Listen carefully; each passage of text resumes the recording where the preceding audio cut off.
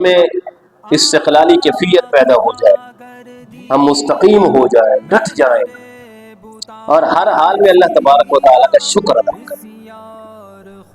اگر انسان کی یہ کیفیت ہو جائے کہ ہر حال میں اللہ تبارک و تعالیٰ کا شکر ادا کرے، تو میں کہتا ہوں کہ وہ کامل ایمان کی سب سے چوٹی کی علامت یہی ہے، ہر حال میں۔ اسے ہم شریعت کی زبان میں کہتے ہیں کہ تسلیم و رضا، تسلیم و رضا، ہر حال میں سر تسلیم کو خم کر دینا اپنے رب کے سامنے، یا اللہ اگر تو چاہتا ہے تو میں بھی حاضر ہوں۔ یہ سب سے بڑی بات۔ تو میں یہ کر رہا تھا کہ کچھ ایسی چیزیں، کچھ ایسے نقاط، کچھ ایسے سٹیپس شریعت نے ہمیں عطا کیے ہیں کہ جس کو فالو کرتے ہوئے انسان ہر قسم کی مصیبت کا بآسانی تنہا مقابلہ کر سکتا ہے۔ اب وہ چیزیں کون کون سی ہیں؟ سب سے پہلے ان چیزوں کو سمجھنے کی ضرورت ہے۔ جب بھی کسی پر کوئی مصیبت نازل ہو، جب بھی کسی آدمی پر کوئی مصیبت نازل ہو، چھوٹی ہو یا بڑی ہو، وہ یہ سمجھے کہ اللہ تبارک و تعالیٰ کی طرف سے یہ آزمائش ہے۔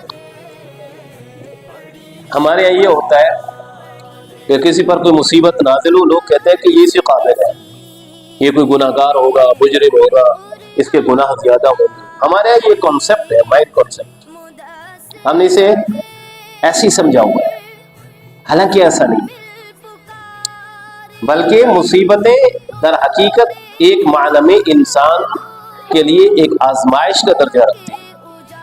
اس کی ایک وجہ ہے، آپ اکثر اوقات پڑھتے اور سنتے ہیں کہ قرآن سورۃ الملک میں اللہ تبارک و تعالیٰ نے فرمایا الذی خلق الموت والحیات لیبلوکم ایکم احسن عملا، کہ اللہ وہ ہے کہ جس نے موت کو اور زندگی کو پیدا کیا تاکہ وہ تمہیں آزمائے کہ تم میں سے بہترین کام کون کرتا ہے۔ تو یہ جو دنیا ہے یہ آزمائش کی جگہ ہے بھائی، یہ امتحان کی جگہ ہے، یہ امتحان گاہ ہے، اس میں ہمیں آزمایا جانا ہے۔ اور آج کل کے دور کا جو سب سے زیادہ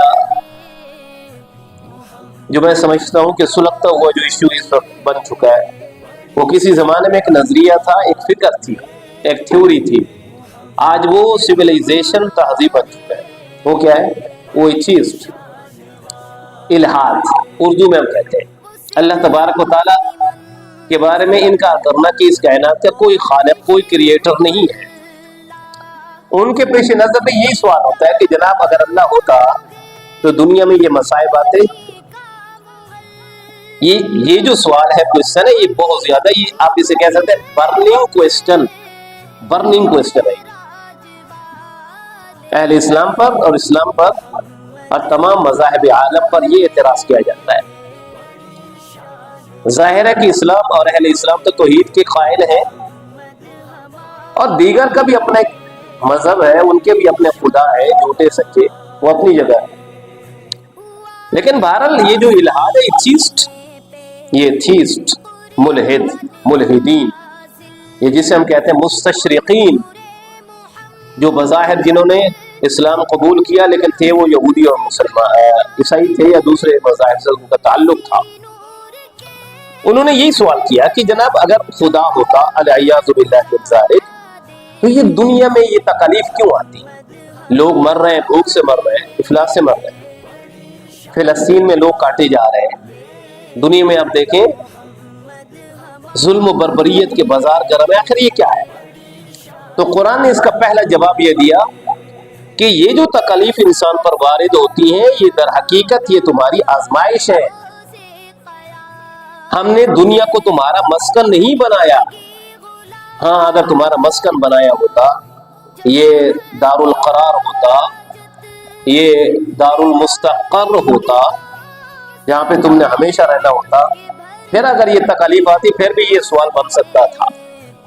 لیکن جب یہ ہے امتحان کا، آپ ایگزامینیشن ہال پہ جاتے ہیں، وہاں پر آپ اپنی مرضی کو اپلائی نہیں کر سکتے، آپ کو بھی پتا ہے بہت سارے کوشچن آپ کو نہیں آ رہے ہوتے. کیا آپ چیٹنگ کر سکتے ہیں؟ آپ اپنی مرضی سے کچھ اور کوئی کام کر سکتے؟ نہیں کر سکتے آپ. اس کی وجہ یہ ہے کہ ایگزامینیشن ہال کے کچھ رولز ہیں، ریگولیشنز ہیں، کچھ قواعد و ضوابط ہیں، آپ نے ان کو فالو کرنا ہے. اسی طرح یہ دنیا ایگزامینیشن ہال ہے. اللہ تبارک و تعالیٰ کے قواعد اور ضوابط ہیں، رولز ریگولیشنز ہیں، ہمیں ان کو فالو کرنا ہے اگر تو کامیاب ہونا ہے تب. تو سب سے پہلی بات یہ، جب آپ کے سامنے یہ بات ہوگی کہ یہ میری آزمائش ہے، میرا رب مجھے جانچ رہا ہے، وہ دیکھ رہا ہے کہ میرا بندہ اس تکلیف میں وہ میری تعریف کرتا ہے، صبر کرتا ہے، استقامت سے کام لیتا ہے، یا پھر بکواس کرتا ہے. وہ ہمیں وہ جانچ رہا ہوتا ہے، چیک کر رہا ہوتا ہے اس تکلیف کو بھیج کر. اب مجھے بتائیں، جب انسان پر وہ تکلیف وارد ہو اور انسان کے مائنڈ سیٹ میں یہ ہو کہ میرا رب مجھے چیک کر رہا ہے، کیا برداشت کرنا آسان ہوگا کہ نہیں ہوگا؟ آپ کو پتا ہے میرا رب مجھے دیکھ رہا ہے، آسان ہوگا. اچھا، ایک تو یہ ہے کہ قرآن میں یہ جو بلا اور یبتلی، بلا یبلا، بلا یبلو، یہ جو لفظ آتے ہیں، اس کا معنی ہوتا ہے ٹو چیک، کسی کو چیک کرنا، کسی کو آزمانا. اچھا، ایک ہے ابلا یبلو عربی میں. اس کا جو مصدری معنی ہے وہ یہ ہے کہ کسی انسان کو کسی تکلیف میں ڈال کے اس کے اندر چھپے ہوئے جوہر کو نکھارنا. لیبلی المؤمنین منہ بلاء حسنا. اللہ تبارک و تعالیٰ بعض اپنے نیک بندوں کو آزماتا ہے. اب یہاں پر وہ جو ہے نا ابلا سے نکلا ہے، ابلا لیبلی المؤمنین. اللہ انہیں تکلیف میں ڈال کے اور بلند کرتا ہے. بعض اوقات بندے چھپے ہوتے ہیں، چھپے رستم ہوتے ہیں، نہیں پتا ہوتا کسی کو.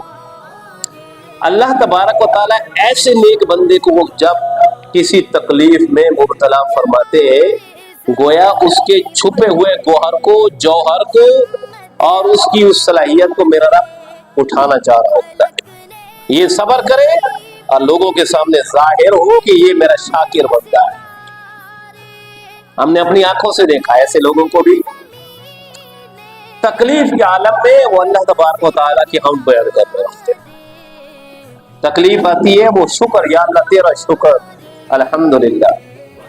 حضرت حسن بصری علیہ الرحمہ کے بارے میں منقول ہے کہ جب 24 گھنٹوں میں اگر انہیں کوئی تکلیف نہ پہنچتی، وہ کہتے، آپ کے ملفوظات میں ہے یہ بات، آپ کے تلامیذہ نے ہمیں بیان کی، آپ کے شاگرد جو آپ کے شاگرد تھے انہوں نے بیان کیا کہ استاد صاحب پر جب کسی دن کوئی تکلیف نہ آتی، آپ استغفار کثرت سے فرمایا کرتے، گریہ وزاری کثرت سے کرتے.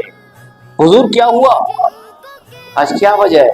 فرمایا کہ آج میرا رب مجھے لگتا ہے کہ مجھ سے ناراض، آج میرا رب مجھ سے ناراض. اگر وہ راضی ہوتا کوئی نہ کوئی تکلیف آ جاتی. بھائی تکالیف کا وارد ہونا اور تکالیف پر صبر کرنا یہ تو شیوہ انبیاء ہے. فاصبر کما صبر اولو العزم من الرسل ولا تستعجل لهم.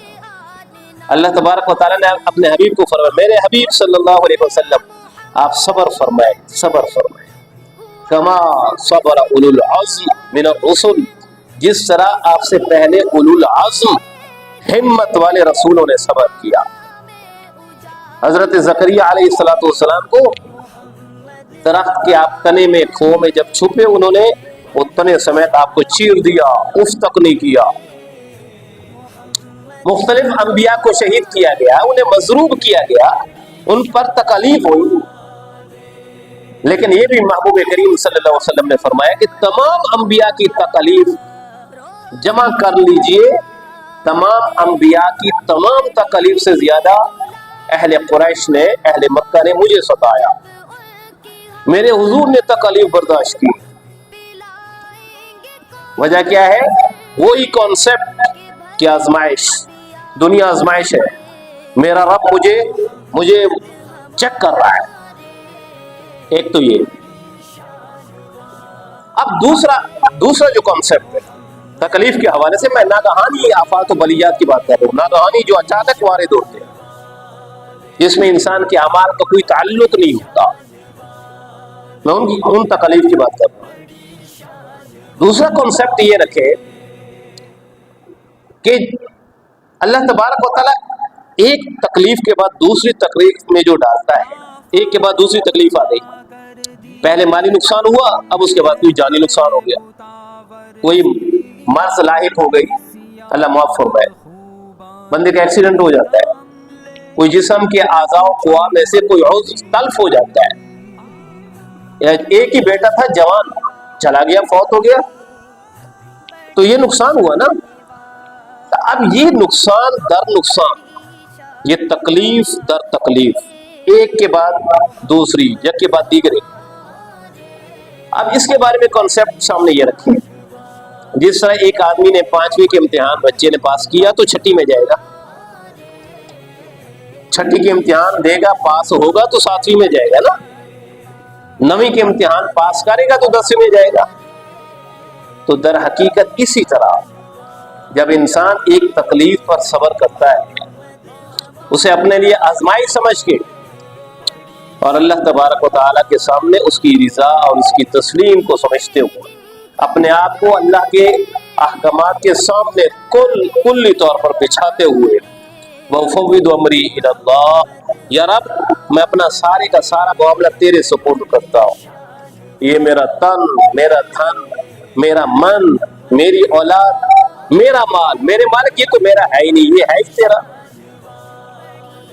اب اگر تو میرے تن میں، میرے من میں، میرے مال میں اگر کوئی ایسا کوئی واقعہ رونما ہوتا ہے کہ مجھے نقصان ہوتا ہے، تو یا رب العالمین اس کا اثر، اس کا مالک تو تو ہے، میں تو ہوں نہیں، میرا تو ہے نہیں. اگر رزق تھا تو نے عطا کیا، وَمِمَّا رَزَقْنَاهُمْ يُنْفِقُونَ، اولاد تھی چلی گئی تو نے عطا کی. يَهَبُ لِمَن يَشَاءُ إِنَاثًا وَيَهَبُ لِمَن يَشَاءُ الذُّكُورَ أَوْ يُزَوِّجُهُمْ ذُكْرَانًا وَإِنَاثًا، بیٹے عطا کیے تو نے، بیٹیاں عطا کی تو نے. ایسے بھی تو لوگ ہیں کہ جو اولاد کوئی نہیں، 1000 ٹوٹکے کیے، 1000 انہوں نے علاج کیے، علاج معالجہ ہوتا رہا، اولاد نہیں ہوئی. 4 شادیاں کی، اولاد نہیں ہوئی. کہ اللہ تو نے اولاد دی ہے، اگر تو چاہتا مجھے بھی ایسے ہی کر دیتا. اگر دے کے تو نے سنبھالی، تیری یہ سب کچھ تیری ملکیت ہے. اب جب اس نے صبر کر دیا پہلے سٹیپ پر، اب دوسری تکلیف آئی.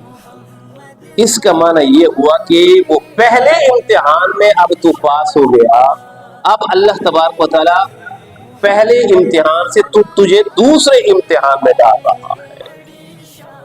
وہ جس طرح ہوتا ہے نا کہ گریڈ کی ترقی، سرکاری ملازم ہے، گورنمنٹ جاب کرتا ہے وہ، تو جس طرح گریڈ کی ترقی نہیں ہوتی، پہلے 10 گریڈ میں تھا، پھر 12 پہ، پھر آگے چلا گیا، 18 پہ چلا گیا، 20 پہ چلا گیا.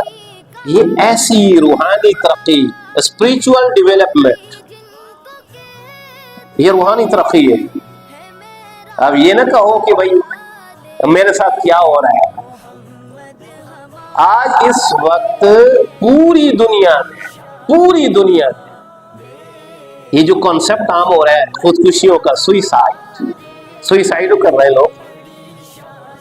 ہائے میرا نقصان ہو گیا، میں کیا کروں گا، ہائے یہ ہو گیا، وہ ہو گیا. کیوں ہو گیا؟ کیونکہ اللہ پر ہمیں توکل نہیں ہے. العیاذ باللہ من ذالک، رب پر ہمیں بھروسہ نہیں. اگر اللہ پر بھروسہ ہوتا، انسان کے ٹکڑے ہو جاتے اس کے راستے میں، انسان کبھی بھی نا امید نہ ہوتا.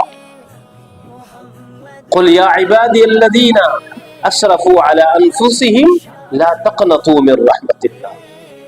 میرے بندے تم جس بھی کرائسس تک پہنچو، جہاں بھی پہنچ جاؤ، جو بھی آ جائے، تم پر تکلیف آ جائے، مصیبت آ جائے، کبھی بھی اللہ کی رحمت سے نا امید نہ ہو.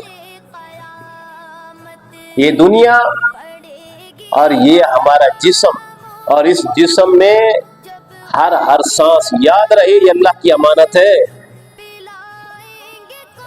हर सांस अल्लाह की अमानत है।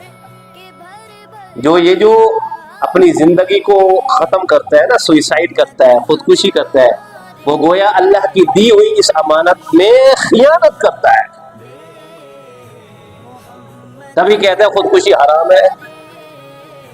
और इस अमानत जो असल जो मालिक है वो मेरा रब है, और कयामत के दिन वो पूछेगा कि मैंने तुझे अमानत दी थी, तुमने क्या किया। लेकिन बहरहाल बात हुई है कि ये जान तक से गुजर जाना, यानी अपनी जान को भी खत्म कर देना, इसके पसे पर्दा जो असल मुहर्रिक है वो है मायूसी, मायूस हो जाना। क्या करूंगा, माल चला गया, औलाद चली गई, मेरे साथ ये हो गया, ये तकलीफ आ गई, क्या करूंगा, ये मायूसी है भाई। और कभी हमने इसको हार्डशिप्स को, मुश्किलात को, इन आफात को, अपनी तकालीफ को हमने कभी भी इस तनाजुर में नहीं परखा कि ये जो तकलीफ पर तकलीफ आ रही है ये मेरा रब रूहानी तौर पर मुझे तरक्की दे रहा है, ये मुझे तरक्की मिल रही है, तरक्की मिल रही है। एक वक्त आएगा कि इस तरक्की के समरा और इसके फवायद आपके सामने होंगे, दुनिया में भी होंगे, अगर न भी हो तो आखिरत में तो लाजमी होंगे। दुनिया किसने देखी, 1000 साल आपको उम्र मिल जाए, मरने के बाद आपको खड़ा किया जाएगा या खबर में आपसे सवाल हो जाए, हाँ भाई कितना अरसा गुजार के आए हो। मेरे ख्याल में तो हमें 24 घंटे भी याद नहीं होंगे। अगर इसे चेक करना है तो अपनी ये जो जिंदगी गुजार के आप बैठे हैं, जितनी उम्रें हैं सबकी, सब जरा चेक कर लो, 10, 20, 30, 40, 50, 60, 70, 80 ये साल जितने भी गुजार के आप बैठे हैं, जरा तजिया तो करो इनका। कुछ 24 घंटे आपको याद है दिन रात के, किसी को याद है तो हाथ खड़ा करे, नहीं याद, जिंदगी ऐसी गुजर जाती है। हाँ, जब आपके सामने ये बात हो कि नहीं मेरा रब, ये जो तकलीफ दर तकलीफ मुझ पर वारिद हो रही है, ये गोया कि एक ग्रेड से दूसरे ग्रेड की तरफ मेरी तरक्की हो रही है, क्या ख्याल है, बर्दाश्त करना आसान होगा कि नहीं होगा? हम डिप्रेस होंगे, हमें डिप्रेशन होगी, आपको मुख्तलिफ किस्म की टैबलेट्स वगैरह डिप्रेशन के हवाले से लेने की जरूरत होगी, खतरा नहीं होगी, क्योंकि कुरान ने कहा मा असाब मिन मुसीबतिन इल्ला बिइज़्निल्लाह, मुसीबत अल्लाह की तरफ से, उसके इज़्न से। वमन युमिन बिल्लाह, जो अल्लाह पर ईमान लाएगा, यहदी क़ल्बा, अल्लाह उसके दिल को सुकून देगा। अब डिप्रेशन तो आएगी नहीं ना, अगर आपका ईमान इस बात पर होगा कि ये मुसीबत अल्लाह की तरफ से है। यहाँ पर ईमान लाने से ये मुराद नहीं है कि जो कलमा पड़ेगा पहले यहूदी था आप मुसलमान हुए, ऐसा नहीं है। ईमान लाने से क्या मुराद, कि जब तकलीफ आएगी उसका गालिब गुमान हो, बल्कि उसका ईमान हो कि ये मेरे रब की तरफ से है, वो मुझे चेक करना चाहता है, वो अखलाकी रूहानी एतबार से वो मेरी तरक्की चाहता है। तो जब ये ईमान होगा ना तो यहदी क़ल्बा, अल्लाह तबारक व तआला उसके दिल को पुरसुकून करेगा, उसके दिल को हिदायत मिलेगी। हिदायत से क्या मुराद, सुकून मिलेगा। हमारे नौजवान बच्चे, मैं उनको मुखातिब, परेशानी है, डिप्रेशन है, एंजाइटी है, आप इसी तनाजुर में देखें, आप तकलीफ को, दुनिया की तकलीफ को इसी तनाजुर में देखें। ये नहीं कि बुद्ध मत के पैरोकारों की तरह सर्वम दुखम, जनाब ये तो बस दुख ही दुख है, हम क्या करें, किधर जाए। वो जिस तरह गालिब ने कहा था कि कैद हयात और बंदे गम असल में दोनों एक हैं। कैद हयात यानी वो जो मैंने हदीस आपके सामने पेश की, तो हुजूर ने फरमाया कि ये दुनिया सिजनुल मोमिन, मोमिन की कैद है, कैद खाना है। गालिब ने कहा कि कैद गम, कैद हयात और बंदे गम असल में दोनों एक हैं, मौत से पहले आदमी गम से नजात पाए, क्यों? बहरहाल ये उनका अपना एक नुक्ता नजर है, लेकिन असल हकीकत ये सामने हो, मुझ पर वारिद होने वाली तकलीफ अल्लाह की तरफ से आजमाइश, इम्तिहान, نمبر 2، اللہ تبارک و تعالیٰ ان تکالیف کے ذریعے مجھے روحانی طور پر، ایمانی طور پر سٹیپ وائز سٹیپ یہ مجھے ترقی دے رہا ہے، سٹیپ وائز سٹیپ ترقی ہو رہی ہے میری۔ اور تیسرا کانسیپٹ ہے وہ سامنے یہ رکھیں کہ جب بھی انسان پر کوئی مصیبت نازل ہوتی ہے، کوئی تکلیف مالی اعتبار سے، جانی اعتبار سے، اولاد کے اعتبار سے، محبوب کریم صلی اللہ علیہ وسلم نے فرمایا کہ اس تکلیف کی وجہ سے اللہ تبارک و تعالی بندے کے بہت سارے گناہوں کو معاف فرما دیتے ہیں۔ صبر یہ کنڈیشن ہے، یہ جو گناہوں کا معاف ہو جانا یہ کنڈیشنلی ہے، ایک شرط کے تحت ہے، مشروط ہے۔ اگر تو صبر کرو گے اللہ تبارک و تعالیٰ گناہ کو معاف فرما دے۔ اور بلکہ ایک حدیث پاک جس کا متن مجھے اچھی طرح یاد نہیں ہے، نبی کریم صلی اللہ علیہ وسلم نے فرمایا کہ مومن کا جو معاملہ ہے وہ بھی بڑا عجیب ہے۔ حضور نے فرمایا کہ جب اس پر تکلیف نازل ہوتی ہے وہ صبر کرتا ہے، اللہ تبارک و تعالیٰ اس کے گناہوں کو معاف فرما دیتا ہے۔ اور جب اس پر کسی نعمت کا نزول ہوتا ہے، کوئی دنیا کا فضل، کوئی نعمت اسے میسر آتی ہے اور وہ اس پر اللہ کا شکر ادا کرتا ہے، تو اللہ تبارک و تعالیٰ اس کے شکر کے بدلے اس کے جنت میں درجات بلند فرما دیتے ہیں۔ یہ ہے مومن کا معاملہ۔ اندازہ لگا لیں، ایک تو وہ ہے نا کہ آپ نے صبر کیا اور گناہ معاف ہو گئے،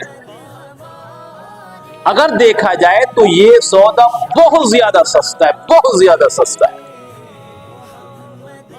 ورنہ آپ اندازہ لگائیں، اگر مصیبتوں کی وجہ سے ہمارے گناہ معاف نہ ہوئے اور اللہ تبارک و تعالی نے کل سرزنش کر دی، پرستش کر دی، ہم سے جواب طلب کر لیا، بتاؤ کیا جواب دو گے؟ اللہ کے غضب، اس کی جہنم کا ایک ایک لمحہ بہت ہی دردناک، دنیا کے ہزاروں سالوں کے عذابات سے زیادہ سخت ہے۔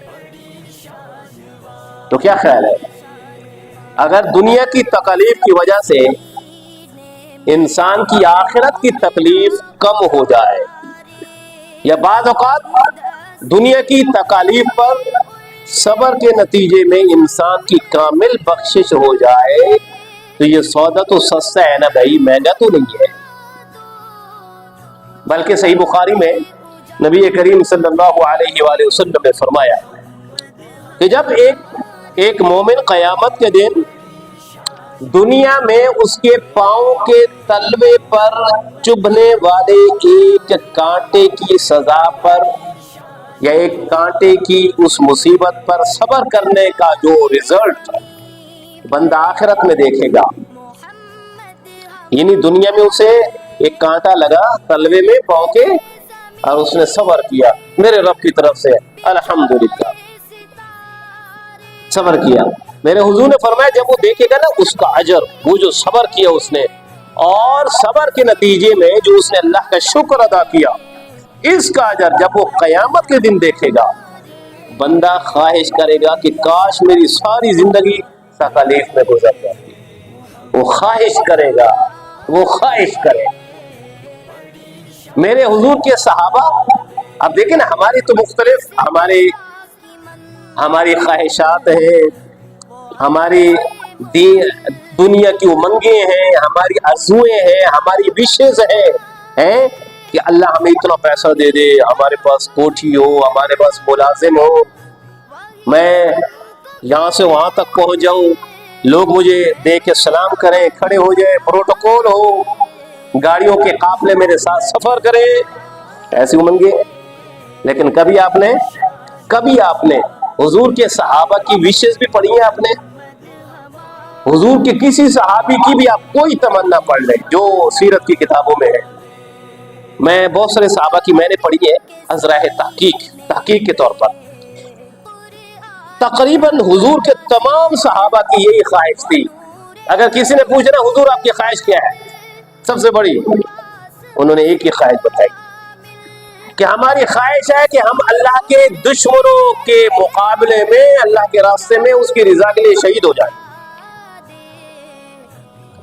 बल्कि हजरत ज़रारा ने फरमाया था कि मैं चाहता हूं कि मेरे जिस्म के इतने टुकड़े हो जाएं, इतने टुकड़े हो जाएं कि कोई उन्हें टुकड़ा भी ना कहे, बिल्कुल खाकस्तर हो जाऊं अल्लाह के दीन को फैलाने में, उसके दुश्मनों के साथ मुकाबला करने में, जिहाद में मेरे टुकड़े हो जाएं, ताकि जब मैं रब के सामने हाजिर हूं तो मेरा रब मुझे मुस्कुराता हुआ मिले। हम पर तो जरा सी तकलीफ आती है, हम तो बिलबिला उठते हैं।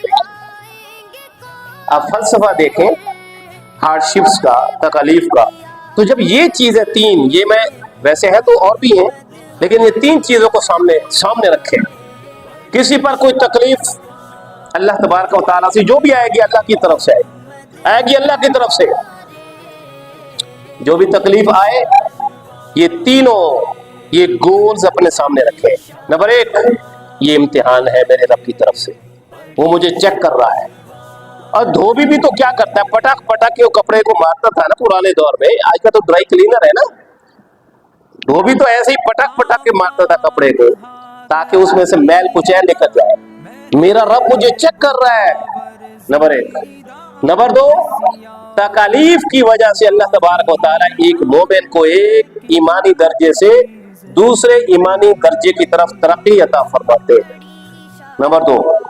नंबर तीन, तकालीफ की वजह से, चाहे वो जिस्मानी हो, माली हो, कोई भी हो, ज़हनी कोफत हो, अल्लाह तबारक व तआला इन तकालीफ की वजह से इंसानों के गुनाहों को मुआफ़ फरमा देता है। दुआ है कि अल्लाह तबारक व तआला